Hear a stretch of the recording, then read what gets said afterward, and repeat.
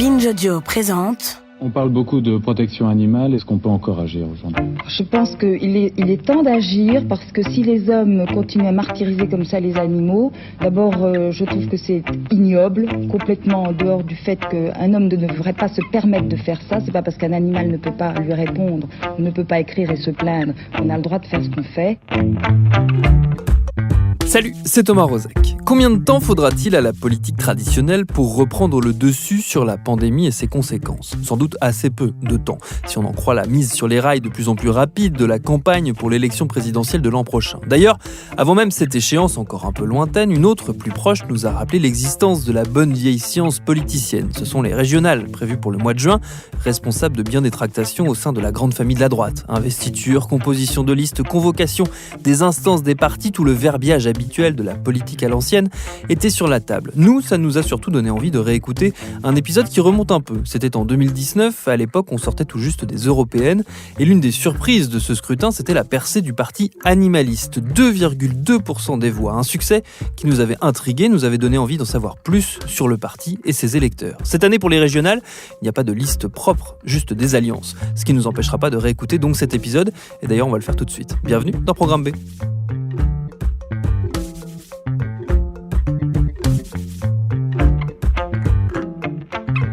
Je dois reconnaître que la vision de tous les animaux travaillant la patte dans la patte pour bâtir une meilleure forêt est des plus étonnantes.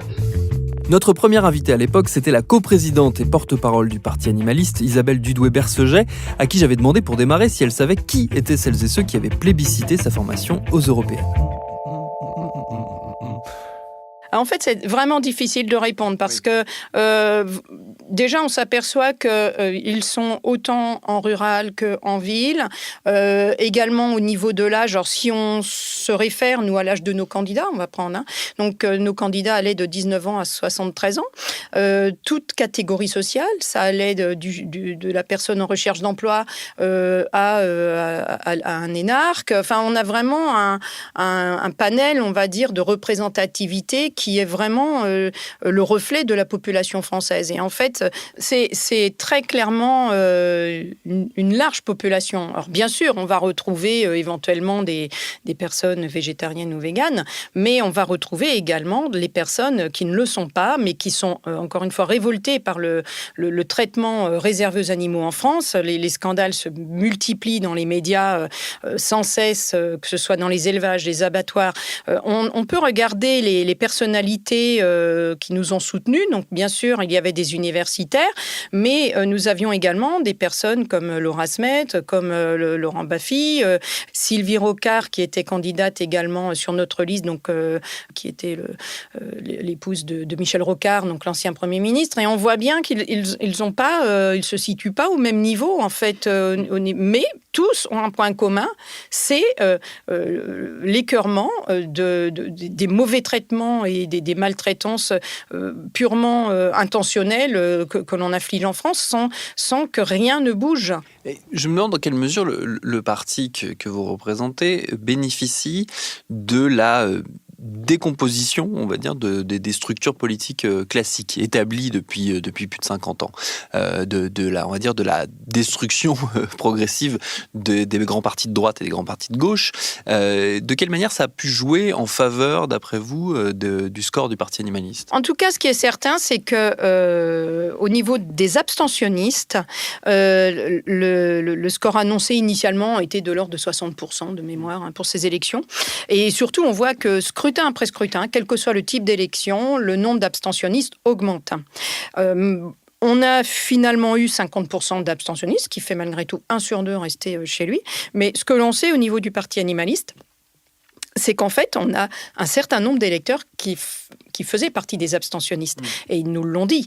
Certains se sont inscrits sur les listes électorales pour voter pour nous. D'autres n'avaient jamais voté de leur vie parce que, justement, ne trouvant pas d'offres pertinentes selon eux.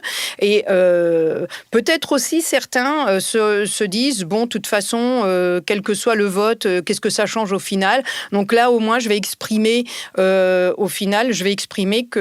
ma volonté, que les décideurs politiques s'emparent de cette question animale, et il est temps aujourd'hui de rentrer dans le 21e siècle, et le parti animaliste, en fait, ce qu'il propose, c'est de repenser le lien humain et animaux. Et donc, c'est une société nouvelle et beaucoup plus, on va dire, ouverte et accueillante pour tous. Et donc ça, c'est un message vraiment porteur d'espoir, ce qui fait que même des abstentionnistes ont repris le chemin des urnes, en fait, pour voter pour le parti animaliste. J'avais une autre question sur les aspects de communication du parti. On a lu pas mal de choses, notamment sur le net, sur le succès qu'a pu avoir tout bêtement l'affiche du parti animaliste et on va dire les choix graphiques qui ont été faits, et notamment la présence d'animaux évidemment sur ces affiches. Vous avez une idée, vous, de l'impact que ça a pu avoir concrètement dans les urnes, si ça a provoqué des votes, si ça a poussé des gens à voter pour vous? Oui, alors en fait, déjà pour les législatives, nous avions choisi une affiche qui ressemblait simplement, à l'époque, c'était un chaton blanc.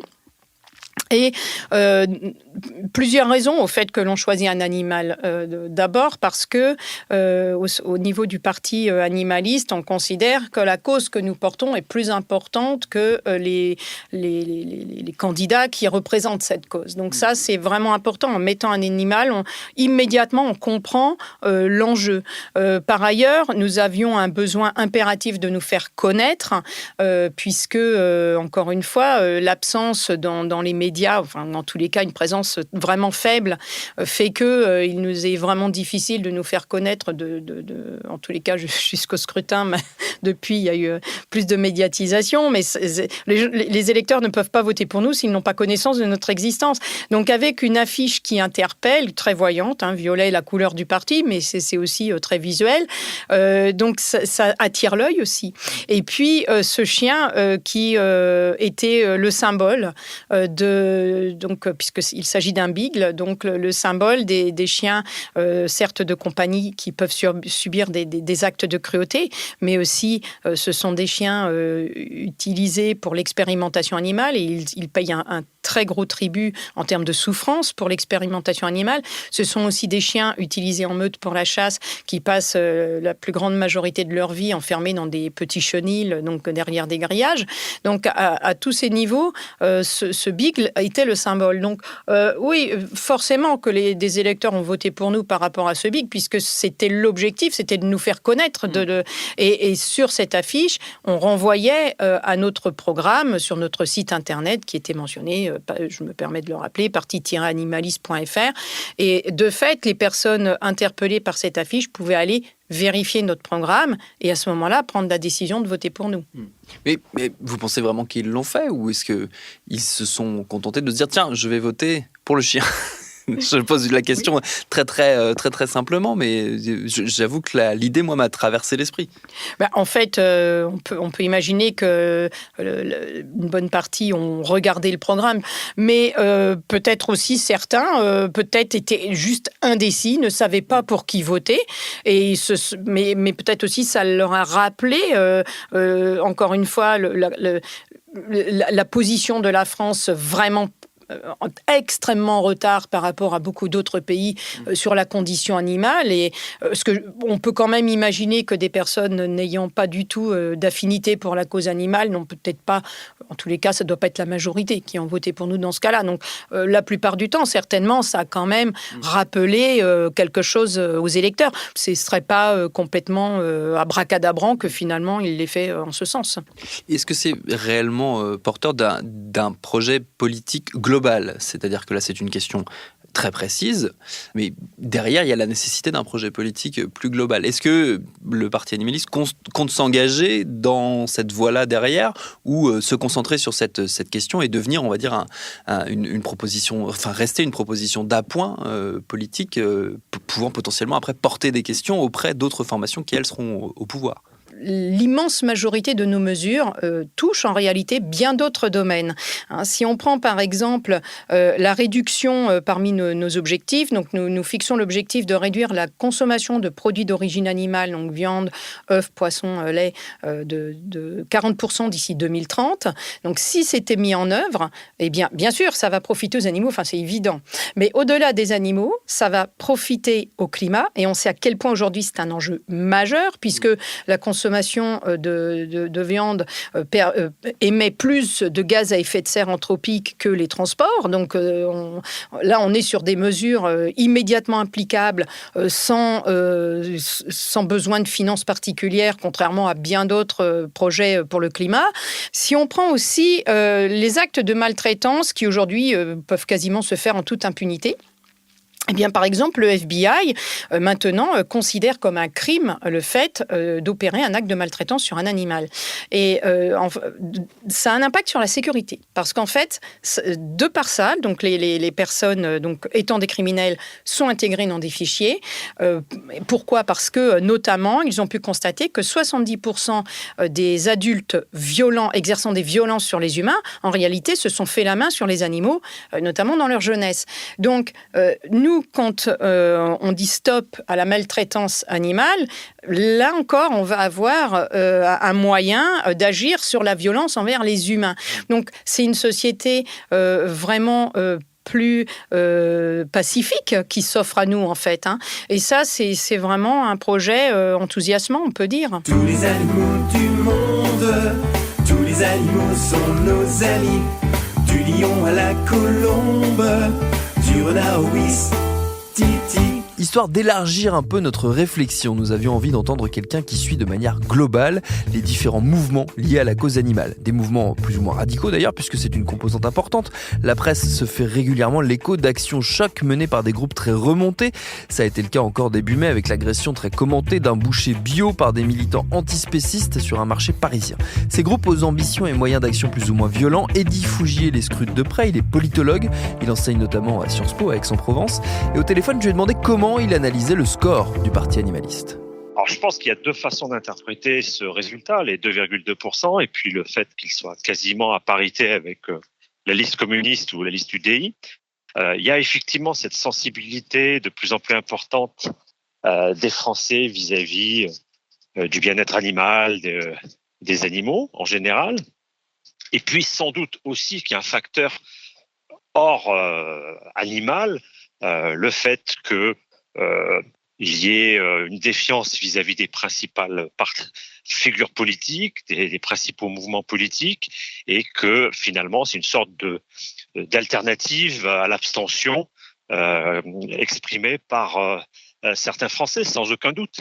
Donc il y a effectivement cette sensibilité animaliste, et puis le fait de vouloir faire un peu de la politique autrement et qui s'incarne sur un sujet très spécifique, au demeurant sympathique, avec ce petit chien ou ce petit chat sur l'affiche.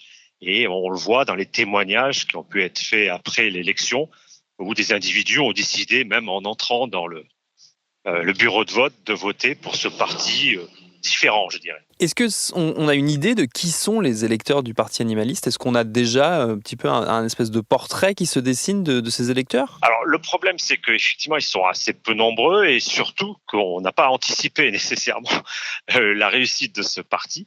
Et donc, on a peu d'éléments. À ma connaissance, on n'a pas d'études exhaustives sur qui a pu voter pour les animalistes, d'autant que, par exemple, un point de détail, c'est à Paris qu'on a le moins voté pour les animalistes, alors qu'on pouvait supposer que ça pouvait être un vote un peu bobo parisien pour être dans la caricature. Est-ce que c'est aussi le signe peut-être d'une sortie de ces thématiques, d'une forme de marginalité ? C'est-à-dire que pendant longtemps, on a présenté les défenseurs de la cause animale soit comme des doux rêveurs, soit comme des excités. Est-ce que c'est aussi le symbole, le signal quelque part que ces territoire politique-là touche de plus en plus de monde. Sans doute, mais c'est aussi la volonté d'un certain nombre d'acteurs de politiser la question animale. On a pu le voir dès 2016 avec la volonté de la part d'associations de protection des animaux de faire pression sur les candidats, avec la création d'un collectif animal politique. À la fin de l'année, il y a eu donc la création du parti animaliste. Donc il y a cette volonté du côté de ces acteurs de faire en sorte de peser sur le débat politique. On le voit aussi du côté des acteurs politiques traditionnels. Je dirais un coup d'entrée assez facile auprès des Français, en soutenant des sujets qui sont, je dirais, qui attirent spontanément la sympathie des Français. Et tout le monde est pour les gentils toutous et les petits chats. Vous voyez cette petite tache là ?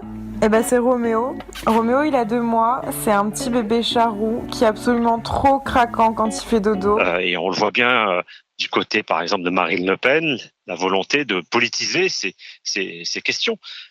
Donc, je dirais, c'est la rencontre à la fois du côté du monde associatif et du côté des politiques dans un contexte où, encore une fois, la question de la sensibilité des animaux est de plus en plus au cœur des débats, puisqu'elle a été reconnue par l'amendement Glavany en 2014-2015, et dans un contexte européen aussi, parce qu'on voit beaucoup de partis animalistes dans d'autres pays européens, des élus, il y a eu à ma connaissance 3 élus animalistes au Parlement européen, et c'est du côté de l'Union européenne qu'il y a eu pas mal aussi de reconnaissance de la sensibilité des animaux. Donc c'est un ensemble qui explique cette politisation récente de la question animale. Vous vous êtes beaucoup intéressé, vous, aux mouvances les plus radicales de la cause animaliste ou de la cause végane.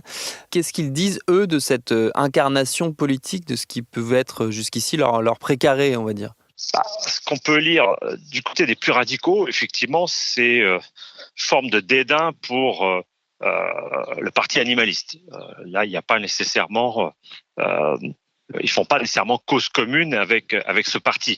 Ce qu'il faut voir aussi au sein de cette mouvance animaliste radicale, des divergences très très fortes entre des courants qui sont des associations d'information, de sensibilisation comme L214, des mouvements plus radicaux qui prônent ouvertement des actions de désobéissance civile, et puis comme par exemple 269 Life, ou des mouvements encore plus radicaux qui, eux, sont dans des actions violentes de caillassage, de boucherie ou d'intrusion dans des abattoirs pour libérer les animaux. Donc, il y a des divisions très très fortes en termes de vision du monde, de ceux qui sont, pour aller vite, et pour rester un petit peu technique, dans une vision welfariste, du bien-être, l'idée d'améliorer la cause animale, puis ceux qui sont dans une vision abolitionniste, qui veulent supprimer toute forme d'oppression, d'exploitation des animaux, et puis une division très forte entre ceux qui, en gros, sont dans une logique légale ou à la limite de la légalité et non violente, comme L214, et ceux qui sont prêts à entrer dans l'illégalité et à commettre des actions violentes vis-à-vis des biens, voire, dans certains cas, vis-à-vis des personnes, comme on a pu le voir dans ce marché avec ce boucher bio il y a peu de temps, au début du mois de mai. Bon, clairement, le parti animaliste correspond plutôt jusqu'à preuve du contraire à la première catégorie, même si finalement les 2 branches qu'on évoquait à l'instant sont toutes les 2 une forme de réponse à l'inaction politique. Merci à Isabelle Dudoué-Berceget et Eddy Fougier pour leur réponse. Programme B, c'est un podcast de Binge Audio préparé par Lauren Bess, réalisé par Quentin Bresson et Geoffrey Puich. Abonnez-vous sur votre appli de podcast préféré pour ne manquer aucun de nos épisodes, Facebook, Twitter, Instagram si vous voulez nous parler, et à lundi pour un nouvel épisode.